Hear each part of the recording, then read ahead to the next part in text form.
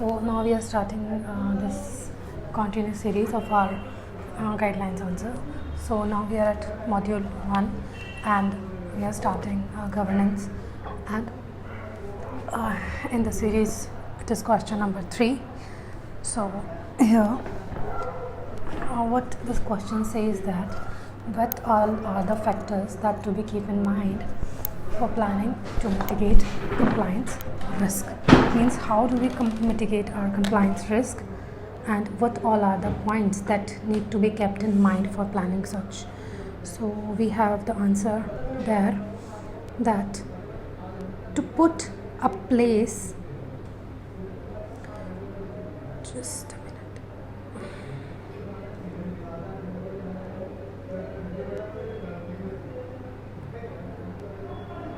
to put in a system, to put in a place a system or plan for mitigation of compliance risk, an organization needs to keep in mind the following points, following factors. Means these all are the factors which we need to keep in mind while mitigation of compliance risk. That how do we mitigate the compliance risk? So what are kinds of compliance failures would create significant brand risk or reputational damage?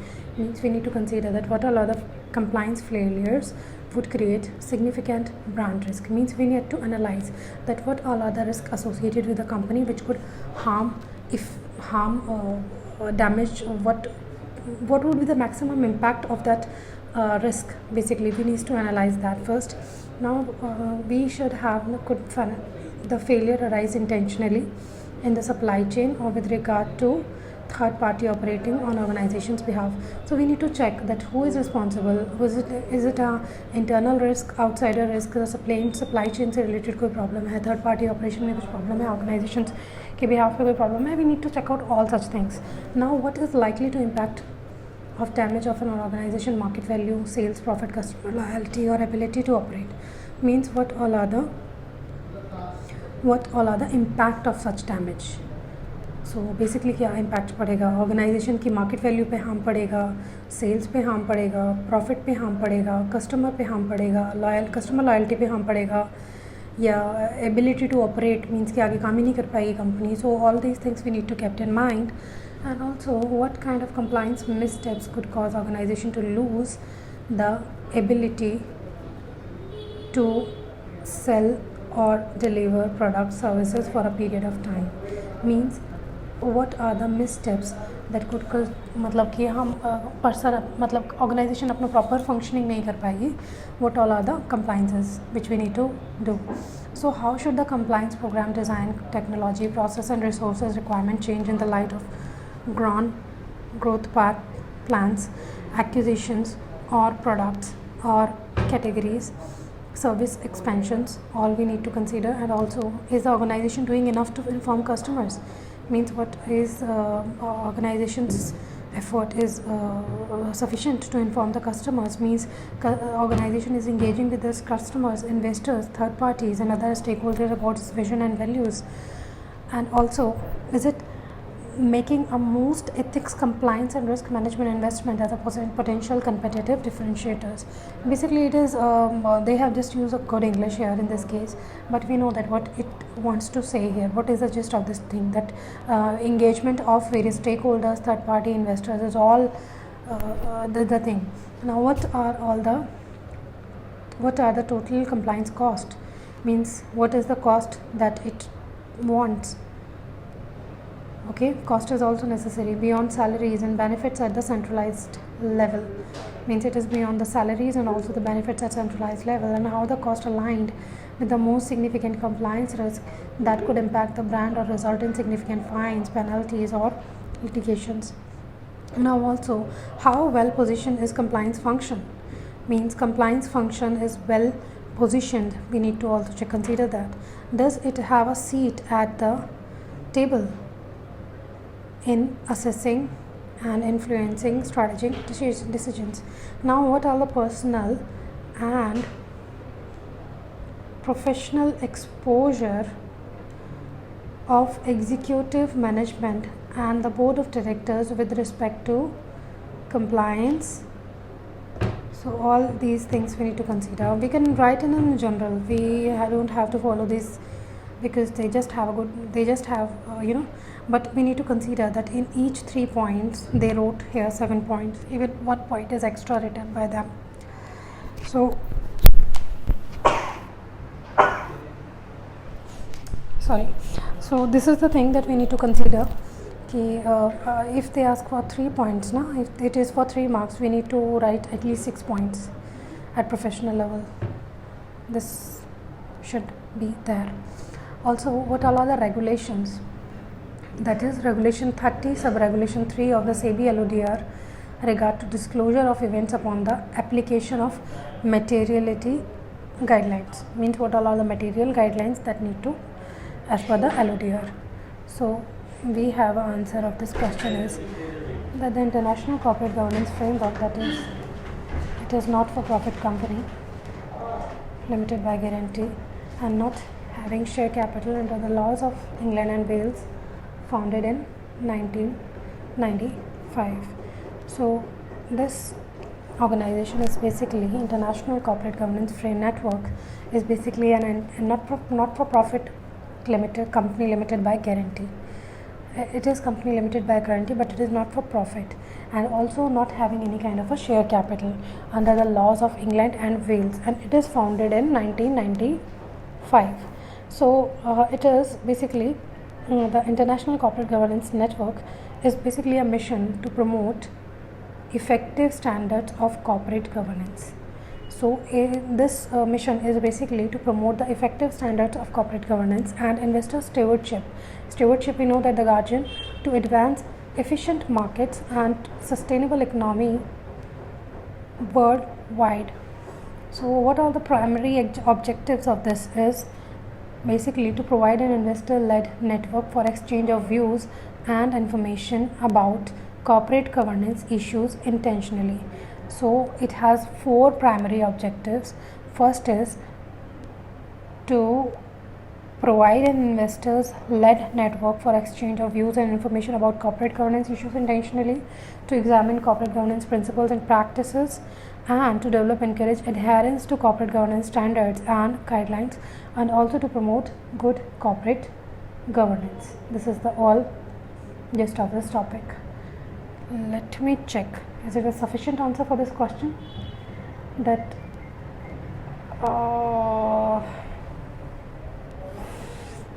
that's why I'm thinking that we have drawn mission and objectives of International Corporate Governance Network.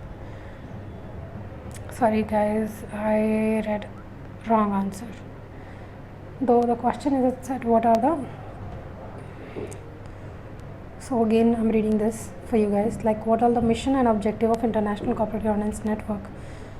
So International Corporate Governance it is basically based in England and Wales, founded in 1995. It is a not-for-profit company by guarantee. Its basically mission is to as the name indicates that international corporate governance related to corporate governance only.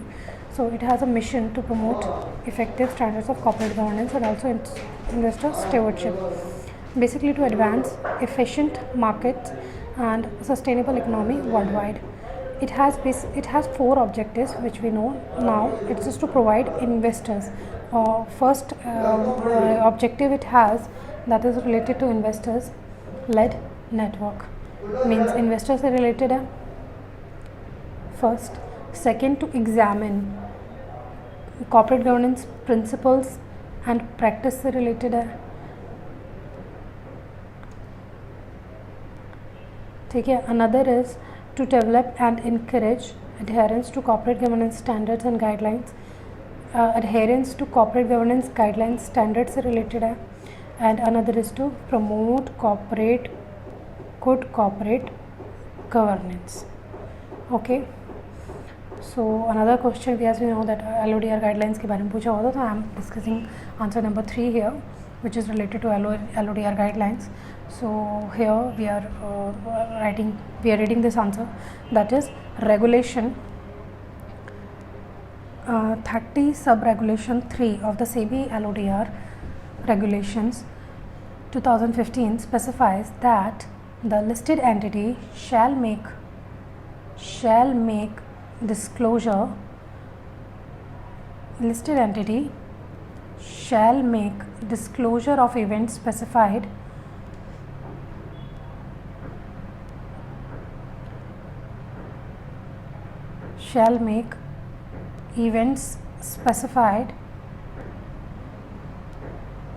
in para B of Part A of Schedule 3 based on the application of guidelines of materiality as specified in Regulation 30 Sub-Regulation 4 of the SEBI LODR Regulation 2015. That is, the listed entity shall consider the following criteria for determination of materiality of events and information. Now, the omission of an event or information, the omission of an event and also or the information which is likely to result in discontinuity or alteration of events or information already available publicly, or the omission of an event or information is likely to result in significant market reaction if the said omission came to light at a later date. So, another is that the omission of an event of information is likely to result in significant market reaction if the said omission came to light at a later date. In case where the criteria specified in sub-regulation subclause A and subclause B of such are not applicable, an event or information may be treated as being material if it is the opinion of the board of directors of the listed entity. The event information is considered material, and also the listed entity shall frame a policy for determination of materiality. Now, based on the criteria specified in the Regulation 30 Sub-Regulation 4 of the SEBI LODR Regulations 2015, that is duly approved by its board of directors, which shall be disclosed on its website. So, I basically read this answer because it is a factual answer, and now I am moving to another. What matters that cannot be discussed in the board meeting conducted through video conferencing? If I say this question has arises twice in 2020 December examination. In question paper, this question has arises, and now its question is really important, that what all are the business that cannot be discussed in a board meeting conducted through video conferencing. Why it is important? Because in the COVID scenario, all we were doing is video conferencing board meeting. So what all are the business which we cannot conduct and which cannot be discussed in the board meeting through video conferencing? So this is an important question. This is very important. If I write it here, it is very important. So I'm going to the answer of this very short answer which we need to write here. That is, the following types of matter cannot be discussed in the board meeting conducted through video conferencing. That is, approval of annual financial statements.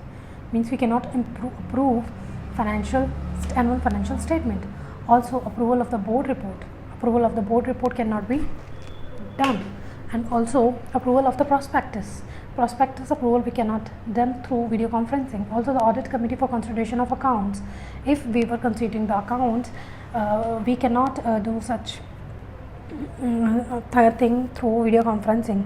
So now we learn that the annual financial statement, board meeting, board report, prospectus, and also audit committee meeting for consideration of account, where they accept the accounts. Also the approval of matter, audit committee meeting, okay, and also the approval of matter relating to amalgamation, merger, demerger, acquisition and takeover. These cannot be done through video conferencings. Now, provided that where is a quorum is present in a meeting through physical presence, or directors or any director may participate through video conferencing or other audio visual means. Provided that means there is a condition that where there is a quorum present in a meeting through physical presence of a directors and any other may participate, means we know that what they want to say here. If in Hindi, if you want me to say, I'll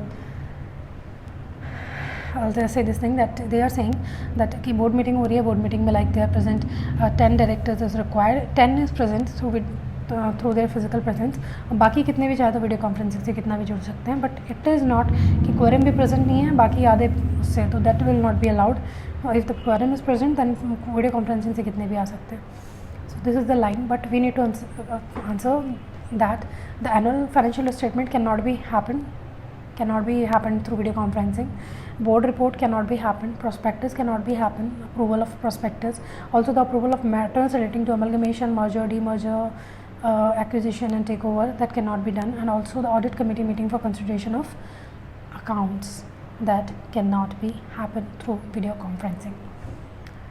So we have a last question of this third question. We have a last topic, that is to general matters that to be discussed under management discussion and analysis to be disclosed in the annual report of listed companies. Means what all are the matters that to be discussed under management discussion and analysis to be disclosed in the annual report of listed company. So we have this question last, and this next part will start in our next lecture. So here is, as a part of a director's report or in addition thereto, a management discussion and analysis report should form part of annual report. So this management discussion and analysis should include a discussion in the following matters within the limits set by the company's competitive position, industry structure and developments, strength and weaknesses, opportunities and threats, segment wise or product wise. Means these all are the things which we need to consider, that what are the industry structure and development, what are the strengths and weaknesses, opportunities and threats, what is segment wise and product wise performance, what is the outlook, risk and concerns क्या हैं उसके अंदर, internal control systems and their adequacy क्या है, discussion on financial performance with respect to operational performance, material development in human resource, industrial relation front including number of people employed, environmental protection and conservation, technological conservation, renewable energy development, foreign exchange conservation and also corporate social responsibility. These things which we need to as a part of the director's report, a management discussion analysis report should form part of annual report. So means this is a part of annual report. Environmental protection and conservation also comes under this, and corporate social responsibility also comes under this. So